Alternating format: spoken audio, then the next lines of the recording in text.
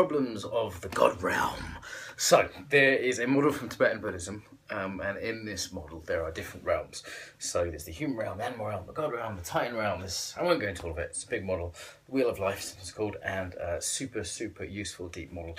Just want to take one piece of that. So the God realm, the gods, and gods is a very loose translation of the Tibetan, are a group of people who almost live forever. So they're not quite live forever, and they have almost kind of full powers over the universe. For example, the Titans will throw some spears at them and they'll just wave their hand and the spears will become flowers.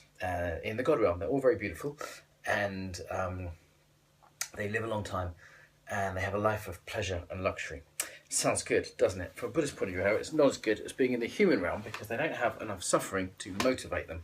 They don't have enough suffering motivate their spiritual practice, actually, in the God realm. So the idea of being in the human realm is we're not in the kind of hell realm or the animal realm, so we have enough consciousness and enough comfort in order to sort of have our basic needs met. We could compare this to a kind of hierarchy of needs, kind of parallel with humanistic psychology going on.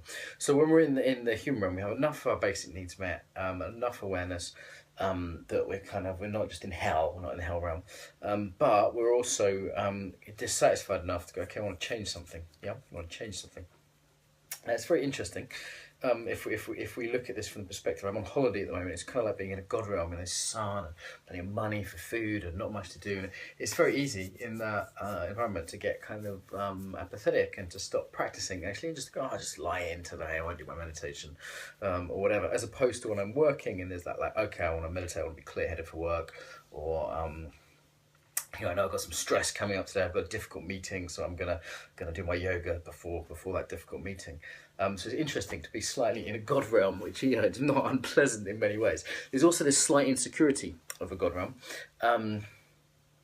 The thing with the gods is that if someone starts to age or show signs of illness or anything like that, because it's rare, there's a real fear of that, yeah? And you do see that in certainly wealthy communities, sort of famous people, sort of lose their fame, people keep away from them like the plague. The kind of the God realm is also a bit of an analogy for being rich and famous in the modern world. We might just think of it like the Western sort of decadent capitalist world is in some ways a God realm for many of us, not all of us. So if you go to a modern yoga studio, for example, everyone's, they're green smoothies and super beautiful looking, and you'll see a lot of sort of 40-something or late 30s, early 40s women sort of pretending not to be aging at all, and there's a sort of terror that comes in with that, and a pushing away of anything ugly, of course, because we're all beautiful people doing beautiful yoga, and so we don't really want to see the homeless person outside, for example, and also like how political are people involved in who are in that level of comfort. You're getting a certain amount of holidays per year, you've got lots of entertainment, lots of distraction.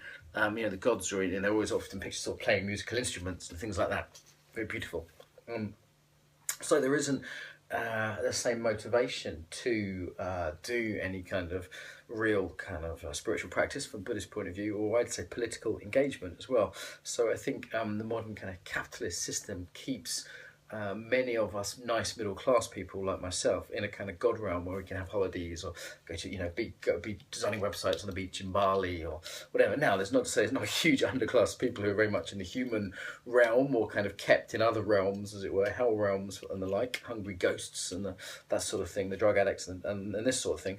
But there's definitely a big middle class, and particularly a kind of yoga doing, meditating middle class, and I feel like I'm can be in that God realm, and it's kind of a trap, and it's a very pleasant trap. And I was feeling that on a holiday today, so that's what I wanted to ramble about today.